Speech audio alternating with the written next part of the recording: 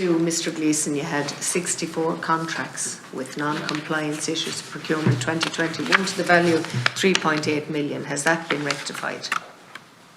Yeah, so the 3.8 million is the total non-compliance. Yeah. And obviously we want no non-compliance, okay? That's clear. So, but it's 2.8% of our overall procurement, okay? So it's a small proportion. Has it been rectified? It is being rectified. So I can explain, of course it is. And so what we have inside the department is we have a procurement unit that's there to advise everybody who procures. The last time we were in here, we had a particular problem with our labs, because labs sometimes are locked into kind of procurement arrangements with suppliers of reagents, and we really dramatically, we set up a specific procurement officer in the labs who has really dramatically driven down the extent of non-compliance. So if I said to you, what is it for 2022, would you have a figure? No. Would you say is it very significantly reduced? I would expect it to be reduced, but just to give you an example of what can happen, because people say to me, how does this happen?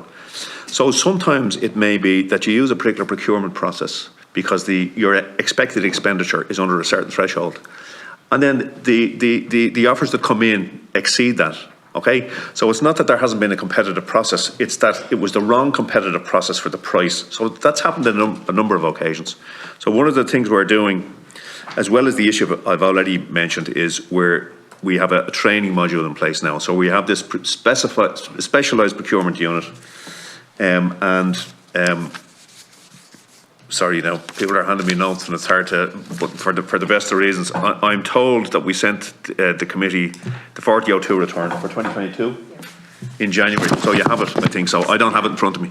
There you are, that'll do. So we'll check that. The other question I have is, on what basis have the department come to the conclusion that sheep farmers should not be included in the Brexit Adjustment Reserve Fund?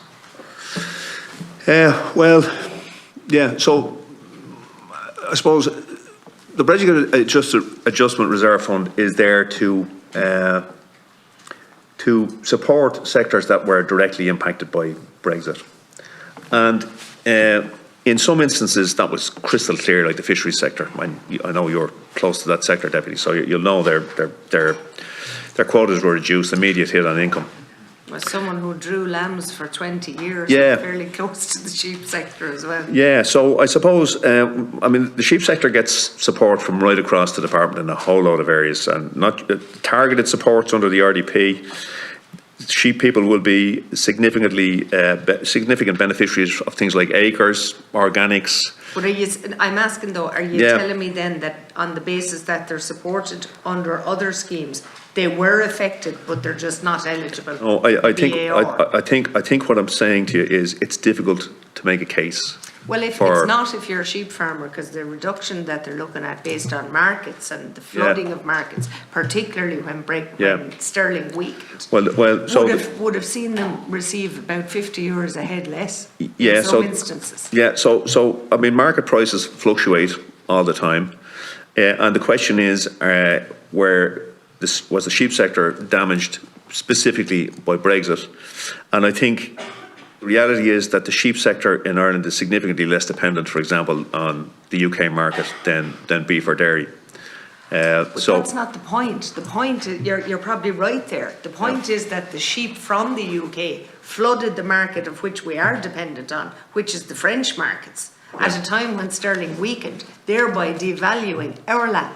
Yeah. That's the issue. It's not that we're dependent on the UK market. So, I mean, I can see that. I'm a farmer's daughter. I drew sheep for 20 years as a haulier, very close to the sheep sector. They're very aggrieved. Now, you understand what I just said.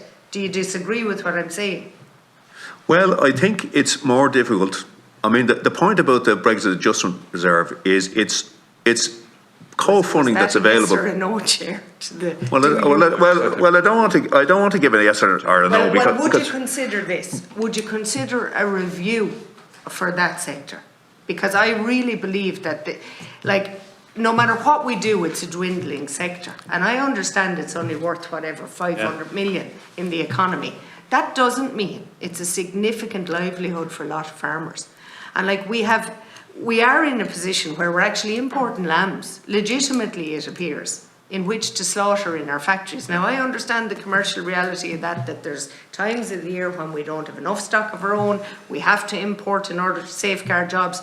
People have a difficulty with that because in their mind it is competition. But the reality is that we often don't have the stock. But for the survival of our own sector, I'm asking, would you consider a review? Not asking about the outcome, I'm asking you to review it on the basis of which I've just put it to you. It wasn't dependent, and we're not dependent on English markets. We never have been. But the fact that the English lamb sector interfered with our dependent market, which was the French market and the Belgian markets, would you consider reviewing the BAR and eligibility for sheep farmers here on that basis? Well, listen, Deputy, and you'll appreciate that I'm not going to give a hostage to fortune here and plunge the Minister into some kind of a commitment that I've made on his behalf, so I'm not going to do that. But what I can say is that in the context of BAR, it's really about determining what expenditures we undertake at the moment could potentially be eligible for BAR. That's what we have to do. And, so it's that, so essentially... Is that a no? Is that a no? I need to ask the Minister. Well, what that is I'm not going to commit to something here that will be a policy decision. But okay, and one quick question, very important, Chair. Traces. Yeah. And the department, have you undertaken any reviews into how it's operating since Brexit occurred and its inception here? Well, I know you're an expert in transport, Debbie, so I'm not going to get into a discussion with you about it. But I don't know, June, do you have any perspectives on traces? Ms. Fanning, if you want to take that. I suppose in what perspective? We do have a dedicated traces unit now, which is something that has come about because of, I suppose, our dependency on it. Well, I'll give you the basis. There seems to be an awful lot of friction operating between revenue and DAFM in particular areas when it comes to recognising who should be inspecting the goods. There doesn't seem to be a lot of communication between the two departments. I'm blaming nobody, but the consequence of that is time delay, and time delay means money, which ultimately ends up with an added cost to the consumer. And I think also it affects certainly what are small indigenous haulage operations. But I think it's probably time to do a review now at this stage and involve the stakeholders, because I know revenue, since they were last year, have conducted a review. They've involved the stakeholders. They know where the significant time delays are. And I think it's important that DAFM would undertake the same, so as that we're not on any anti-competitive footing given Brexit and how it's affected us. Because ultimately, if I had an option, I'd have a free zone in Rosslare, Freeport, which would curb all delays, but it doesn't curb traces.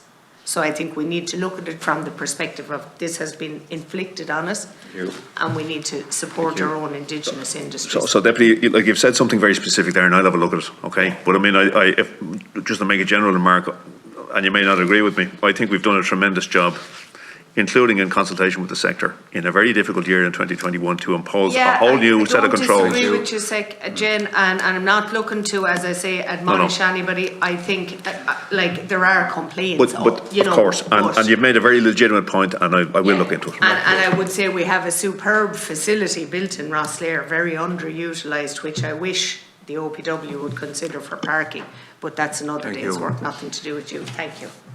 Just in relation to Brexit, I think, and I wouldn't be an expert in any area of it, but the general feeling I think on the ground is that, while there was a huge anxiety and huge worry, across, I know the transport sector has a huge difficulty, but particularly in the farming sector and food safety and all that, I just think, just want to acknowledge that, the department, you seem to have done a good job there, because it was uncertain territory, and, and particularly when you're dealing with people who change their mind about things, even after they negotiate something, things could be very different now. And the state, and particularly the agriculture and the agri-food sector, could have been really hit very badly here. And because it's been, I presume it's taken up, and you have an overview of this, Mr. Gleeson, better than I have.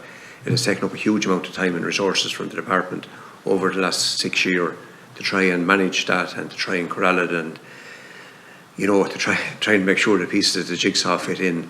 But I want to acknowledge that, because You know, certainly that's, if I'm hearing right, that's the message I'm hearing back, because we always tell you what's wrong, you know, and you know, and people will come to us when they see problems, but certainly in the last year or so, things seem to be bedding in. Yeah, well, first of all, Chairman, thanks for that, because I know it'll mean a lot to people who put a tremendous effort into this over the last few years. And we have an extra 250 people now at ports and airports who are doing things we never did before, you know, and all kinds of infrastructure built. Deputy Murphy referred to it. So it's been just a monumental task. It's not over yet, because up to now the UK haven't applied any controls on the way into the UK. And there have been 3 false dawns with this, and we would have worked very closely with the sectors to say this is what's required now, and you know there'll be new frictions, if you like, in trade with Great Britain. And 3 times they've pulled the plug and said no, we're not doing it. However, they've now published new certification rules, and we're trying to evaluate them at the moment. And they're to apply from October, and they won't be checking certificates on the way in from October, that's my understanding, but from April next year then they'll start doing their checks on Irish produce coming in. So we're working through their proposals at the moment. I'm in relation to what happens in Belfast and Larne in relation to food safety here, and you know, animal health. Yeah. You know, how is that panning out? Because so, that's obviously a question, because you know, the post there was an attempt to stop any of the posts being erected, checks taking place, staff were ordered away from the ports. You know, you had all sorts of game playing going on. In terms of now, you know, are there any implications there, or is that working satisfactorily? Yeah, so it's funny, there was a briefing yesterday on the Windsor House Agreement, which I missed because I was trying to read over some of this stuff, but I did ask our main man in that area what was the net impact of Windsor House, and for the present it's none. So listen, we have to rely on Northern Irish authorities doing their job correctly, and any other assumption would have all kinds of implications that none of us want. So, look, I mean, and is there a high level of cooperation there? Like, if you just go back to the foot and mouth thing, where, you know, that saved the country, 32 counties, that time from the importation of foot and mouth. I mean, I remember the one in the late 60s. I remember as a child, you know, putting your feet in the bath of water with the disinfectant in it and all that. But what I'm asking is that at this point, because obviously, you know, we have the advantage of an island, you know, and obviously you couldn't have, you know, the logic of having the checks there. I mean, look, everyone gets it, bar anyone who doesn't want to get it. That's where it has to happen at the ports. But are we, you know, can we satisfy ourselves that, you know, in terms of food safety and in terms of animal health, that the checks that are happening there this minute, this week, are, you know, will protect this state? Because you have back and forward movement across the border, and rightly so. You know, we're you know, it's a single economy now, effectively. You know, all Ireland economy. Are they effective enough, Mr. Gleeson? So the first part of your question was their cooperation. So we have really close cooperation with people in DEFRA and people in DARE, both in London and in Northern Ireland, all the time. We have regular meetings with them. We talk through all these controls with them. We try and iron out any practical issues that we see arising from their proposals. We don't have any kind of we don't have any say in what they propose, but we certainly engage with them in detail. In the context of Northern Ireland, there's a Windsor House framework now which provides certain dispensations for product going into Northern Ireland and not going beyond that. So they will have rules agreed with the European Union about what those controls are to be, and they have to apply them, and we have to have confidence that they will apply them, because if they don't, if we didn't have confidence in that, for example, there could be all kinds of other consequences that flow from that. But they've agreed a framework, they're professional people. One of the consequences would be, is obviously the big one is that this state is part of the single market, and it put all that in jeopardy. Yeah, but so that's one consequence. There could be worse consequences if we didn't have a protocol, or if we didn't have a Windsor framework. There could be worse consequences than that. But I don't believe that the position of this state in the single market is under threat at all, because we now have a framework of agreement which determines with clarity what they're supposed to do and what we're supposed to do. And in the same way as we rely on competent authorities in every member state to do their job, we have to rely on the competent authorities in Northern Ireland to do their job.